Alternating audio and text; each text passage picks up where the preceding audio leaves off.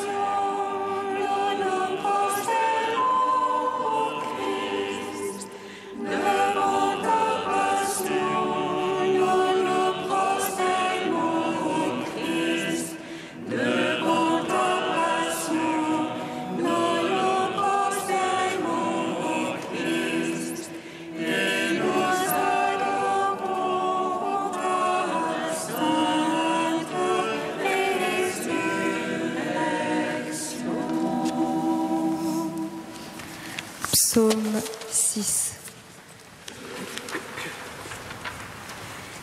Seigneur, ne me châtie point dans ta colère. Dieu, ne me reprends point dans ta fureur. Pitié pour moi, Seigneur, je suis sans force. Guéris-moi, mes os sont bouleversés. Mon âme est toute bouleversée. Mais toi, Seigneur, jusqu'à quand? Reviens, Seigneur, délivre mon âme. Sauve-moi en raison de ton amour. Car dans la mort, nul souvenir de toi. Dans les enfers qui te loueraient. Je me suis épuisée en gémissement. Chaque nuit, je baigne ma couche. De mes larmes, j'arrose mon lit. Mon œil est rongé de pleurs. J'ai vieilli entouré d'oppresseurs. Loin de moi tous les malfaisants. Car le Seigneur entend la voix de mes sanglots. Le Seigneur accueillera ma prière. Mes ennemis confondus bouleversés reculeront soudain confondus. Psaume 26. Le Seigneur est ma lumière et mon salut. De qui aurais-je crainte? Le Seigneur est le rempart de ma vie. Devant qui tremblerai-je? Quand s'avancent contre moi les méchants pour dévorer ma chair, ce sont eux ennemis adversaires qui chancellent et succombent. Qu'une armée vienne camper contre moi, mon cœur est sans crainte. Qu'une guerre éclate contre moi, j'ai là ma confiance. Une chose qu'au Seigneur je demande, la chose que je cherche, c'est d'habiter la maison du Seigneur tous les jours de ma vie. De savourer la douceur du Seigneur, de rechercher son palais. Car il me donne en Saül un abri au jour de malheur. Il me cache en secret de sa tente, il m'élève sur le roc.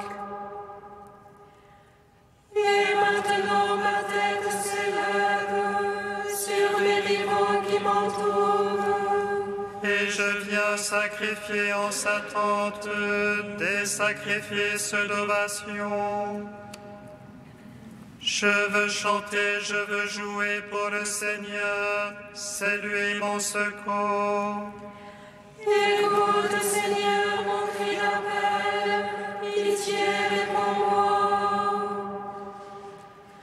De toi, mon cœur a dit, cherche sa face. C'est ta face, Seigneur, que je cherche, ne me cache point ta face. N'écarte pas ton serviteur avec colère, c'est toi mon secours. Ne m'abandonne jamais, Seigneur, Dieu de mon salut. Si mon père et ma mère m'abandonnent, le Seigneur me recevra. Enseigne-moi, Seigneur, ta voie, guide-moi au droit chemin. Alors qu'on me poursuit, ne me livre pas à l'appétit de mes adversaires. Je le crois, je verrai la bonté de Dieu sur la terre des vivants. Espère en Dieu, prends cœur et prends courage. Espère en Dieu.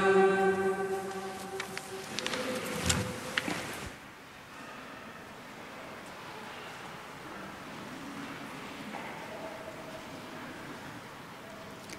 Lecture de la première lettre de Saint Pierre apôtre. Le Christ, lui aussi, a souffert pour les péchés, une seule fois, lui, le juste, pour les injustes, afin de vous introduire devant Dieu. Il a été mis à mort dans la chair, mais vivifié dans l'esprit. C'est en lui qu'il est parti proclamer son message aux esprits qui étaient en captivité. Ceux-ci, jadis, avaient refusé d'obéir, au temps où se prolongeait la patience de Dieu, quand Noé construisit l'arche, dans laquelle un petit nombre, en tout 8 personnes, furent sauvées à travers l'eau.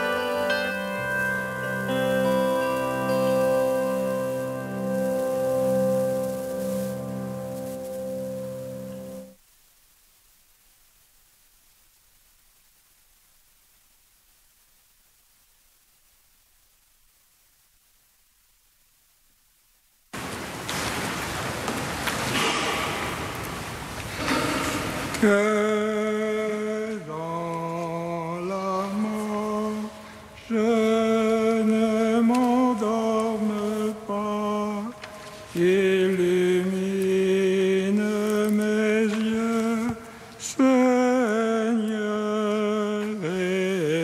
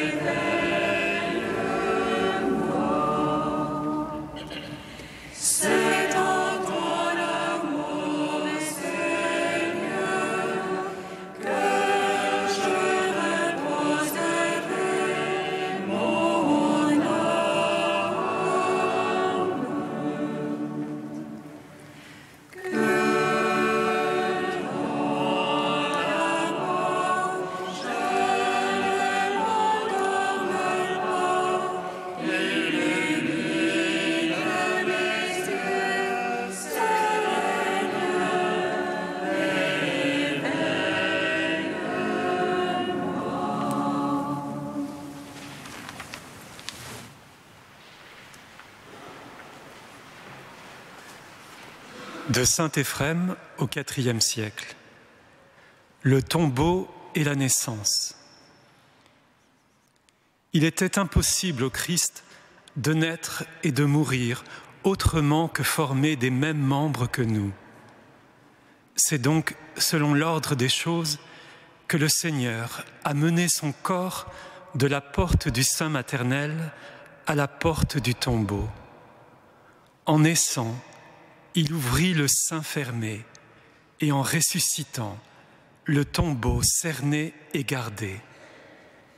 Il plaça la croix entre la naissance et la résurrection, de telle sorte que ceux qui naissent du sein et s'acheminent vers la mort rencontrent d'abord la croix, arbre de vie, qu'ils en recueillent le fruit et l'accumulent dans leur corps, afin que, lorsque la mort les aura tous recueillis dans son sein, ils le déchirent et en sortent.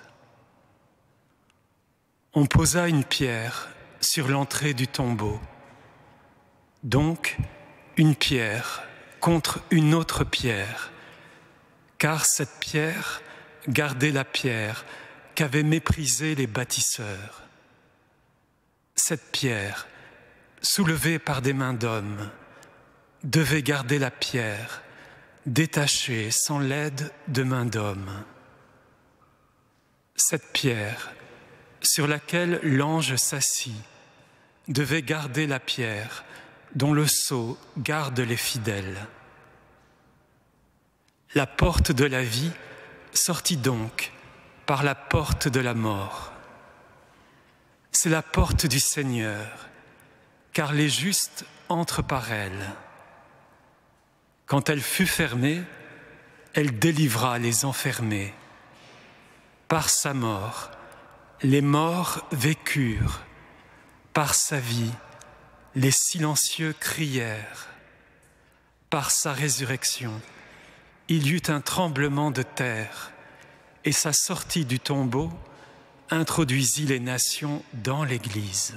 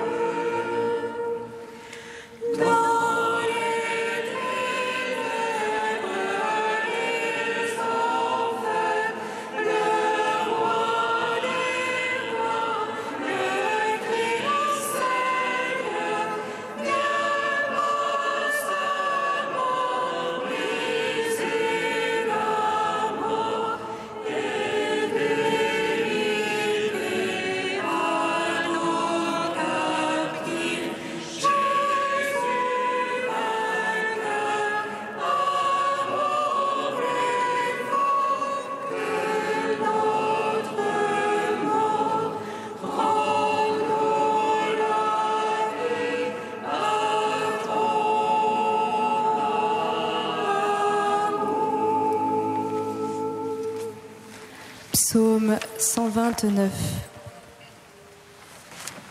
Des profondeurs, je crie vers toi, Seigneur. Écoute mon appel. Que ton oreille se fasse attentive au cri de ma prière. Si tu retiens les fautes, Seigneur, qui donc subsistera? Mais près de toi se trouve le pardon. Je te crains et j'espère. Mon âme attend le Seigneur. Je suis sûre de sa parole. Mon âme attend plus sûrement le Seigneur. Car le meilleur attend l'aurore. Que le meilleur espère l'aurore. Et Israël le Seigneur. Puisqu'auprès du Seigneur est la grâce. L'abondance du rachat. C'est lui qui rachètera Israël de toutes ses fautes. Cantique de Jonas, page.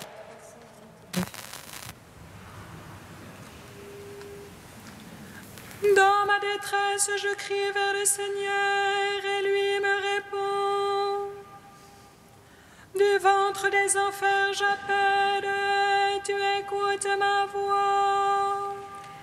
Tu m'as jeté au plus profond du cœur des mers et le flot m'a cerné. Tes ondes et tes vagues ensemble ont passé sur moi. Et je dis, me voici rejeté de devant tes yeux. Pourrais-je revoir encore ton temple saint? Tes ondes ont assailli jusqu'à l'âme, l'abîme m'a cerné. Les algues m'enveloppent la tête, à la racine des montagnes.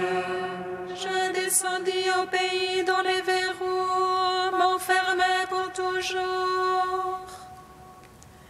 Mais tu retires ma vie de la fosse, Seigneur mon Dieu. Quand mon âme en moi défaillait, je me souvins du Seigneur. Et ma prière parvint jusqu'à toi, dans ton temple saint. Au son de l'action de grâce, je t'offrirai des victimes. J'accomplirai les vœux que j'ai faits, du Seigneur vient le salut.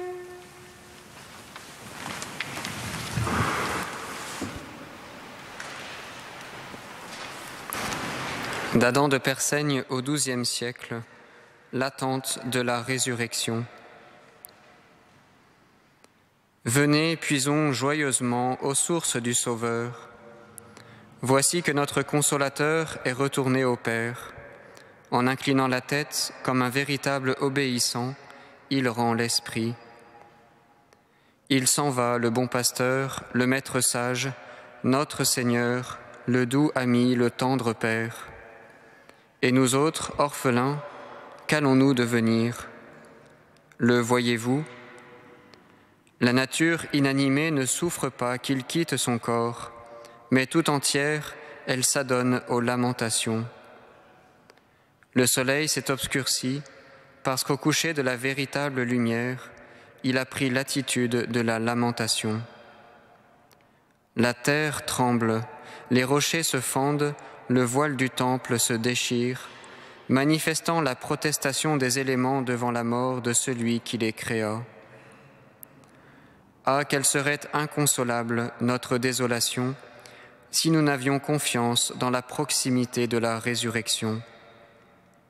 Tout de suite, il va ressusciter des morts. Nous ferons bien de ne pas abandonner son tombeau, mais, avec les saintes femmes, achetons des aromates pour oindre le corps de ce mort. Plaise à Dieu que Jésus, à son retour des enfers, nous trouve occupés à disposer les aromates pour embaumer son corps, c'est-à-dire les membres de l'Église, en particulier les méprisés et les pauvres, avec les parfums de la bonté et de la miséricorde. Et quand l'amour ressuscité se redonnera à Madeleine, il ne refusera pas de nous faire participer à sa liesse. Oh, que nous serons heureux si en nos cœurs vient à briller la splendeur de la résurrection.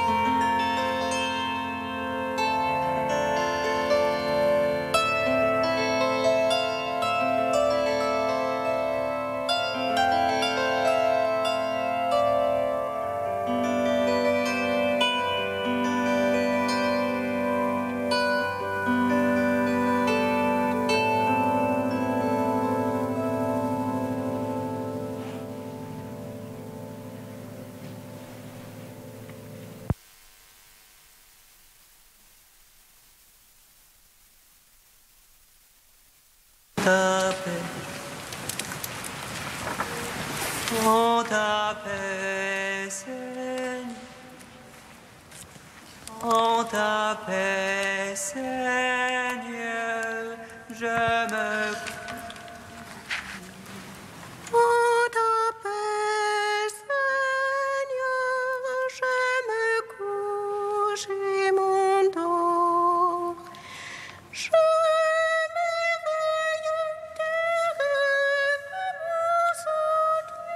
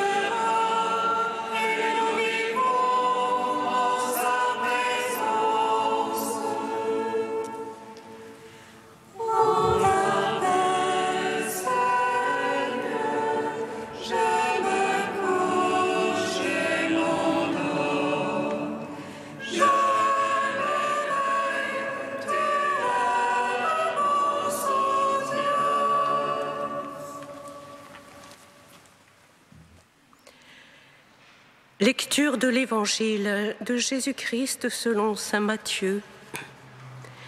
Le soir venu, arriva un homme riche, originaire d'Arimathie, qui s'appelait Joseph et qui était devenu lui aussi disciple de Jésus. Il alla trouver Pilate pour demander le corps de Jésus. Alors Pilate ordonna de le lui remettre. Prenant le corps, Joseph l'enveloppa dans un linceul neuf et le déposa dans le tombeau qu'il venait de se faire tailler dans le roc. Puis il roula une grande pierre à l'entrée du tombeau et s'en alla. Cependant, Marie-Madeleine et l'autre Marie étaient là, assises en face du tombeau. Quand la journée des préparatifs de la fête fut achevée, les chefs des prêtres et les pharisiens s'assemblèrent chez Pilate en disant « Seigneur, nous nous sommes rappelés que cet imposteur a dit de son vivant « 3 jours après, je ressusciterai ».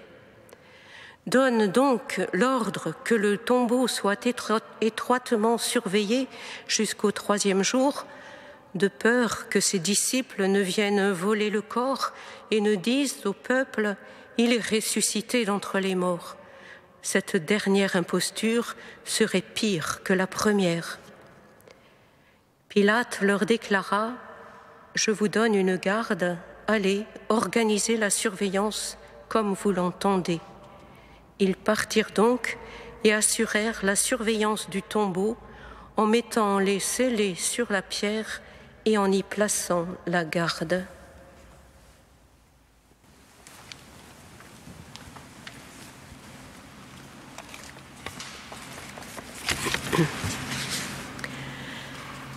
Comme un agneau innocent, il a été conduit à la mort. Ils lui ont fait ce qu'ils ont voulu, mais lui, dans sa compassion infinie, a prié « Père, pardonne-leur, ils ne savent pas ce qu'ils font. » Dieu sans idée du mal, l'innocence du Père et du Fils et de l'Esprit traverse aujourd'hui nos cœurs comme un glaive au point de division de l'âme et de l'esprit. Le corps de Jésus, inerte, exsangue, a été descendu de la croix, roulé dans un linceul, placé dans un tombeau tout neuf taillé dans le roc. On l'a enseveli. La grande pierre a été roulée à l'entrée du tombeau. Elle est scellée. Des gardes sont postés, tout est accompli. Mais quel accomplissement! L'agneau de Dieu qui enlève le péché du monde s'abandonne entre les mains du Père. Père, entre tes mains, je remets mon esprit. J'ai achevé l'œuvre que tu m'as donnée à faire. Maintenant, Père, je viens à toi et je veux que là où je suis, tous soient aussi avec moi. Le corps de Jésus repose sur le roc, immobile, mais de la plaie de son côté continue de sourdre en silence un filet d'eau. Je prierai le Père et il vous donnera un autre consolateur pour être avec vous à jamais. Oui, pour être avec nous à jamais. C'est pour cela que je suis sortie, pour que les brebis de mon Père aient la vie et l'innocence, et qu'il l'ait en abondance. Un grand silence règne aujourd'hui sur la terre, un grand silence et une grande solitude, parce que le roi dort. La terre a tremblé et s'est calmée, parce que Dieu s'est endormi dans la chair, lui en qui habite corporellement la plénitude de la divinité. Où est l'Esprit? L'Esprit consolateur avait affaissé ses ailes affligées tout contre la tête du couronné d'épines. Dans un profond silence de compassion maternelle, il se tait encore, il communie et reste caché au creux des plaies du Christ. Sera-t-il contristé jusqu'à la fin? La parole de vérité a été réduite au silence et lui, l'Esprit qui renouvelle toutes choses, sera-t-il pour toujours enfermé sous la pierre scellée? Mais on n'empêche pas une source de couler. Doucement, le filet d'eau continue de sourdre du côté droit du Christ. Telle une eau souterraine, l'innocence de Dieu veut irriguer jusqu'aux régions inférieures de la terre, sous la pierre même qui ferme le séjour des morts. Et l'envoyé du Père, au-dedans, n'a pas fini sa course vertigineuse vers le tréfonds du Shéol, comme au plus bas de nos pires enfermements. Là où le péché et la mort ont abondé, voici que la grâce de l'innocence et de la vie va surabonder. Le Christ, ayant saisi Adam par la main, lui dit « Lève-toi, ô toi qui dormais, car je t'ai créé pour que tu séjournes ici. Je ne t'ai pas créé pour que tu séjournes ici enchaîné dans l'enfer. Relève-toi d'entre les morts, je suis la vie des morts. Lève-toi, œuvre de mes mains, toi, mon effigie, toi qui as été faite à mon image. Lève-toi, partons d'ici, car tu es en moi et je suis en toi. Je me suis endormi sur la croix et la lance a percé mon côté pour toi. Et mon sommeil te fait sortir maintenant du sommeil de l'enfer. Lève-toi, partons d'ici. La salle des noces est préparée. Mon Père attend la brebis perdue. Au 7e jour, revêtu de la robe nuptiale, Jésus est descendu en deçà des verrous de la mort. Venez à moi, vous tous qui avez soif. De son sein coule non plus un filet d'eau, mais des fleuves d'eau vive, l'innocence du Père et du Fils et du Saint-Esprit que reçoivent ceux qui croient en lui.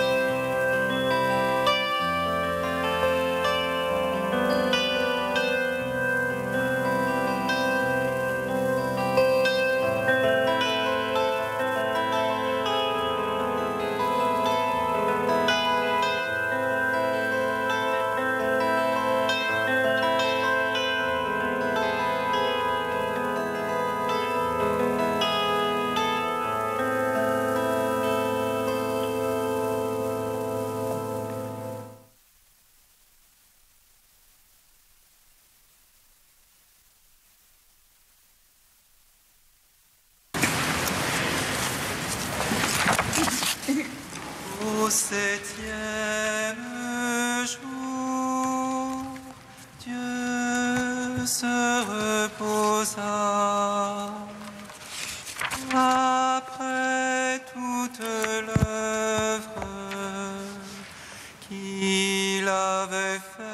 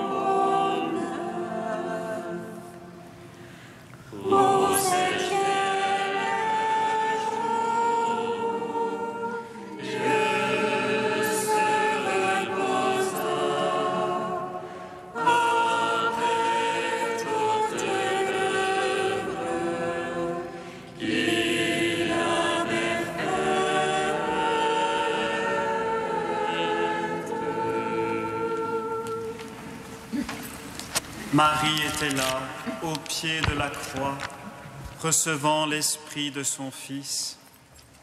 Marie était là quand on a mis le corps de son Fils dans un linceul, quand la pierre a roulé devant le tombeau. Marie était là en silence. Et Marie s'en est retournée à la ville, car le soir venait. Elle a allumé les lampes du grand sabbat de la Pâque et elle est rentrée dans ce grand silence de la nuit. Avec toi, Marie, nous veillons dans l'espérance, dans l'attente du relèvement de ton Fils. Avec toi, Marie, nous méditons sur cette Pâque nouvelle, cette mort qui se transforme en vie. Avec toi, Marie, nous prions dans la confiance et la paix. Ô Marie, ne pleure plus, ton Fils notre Seigneur s'endort dans la paix.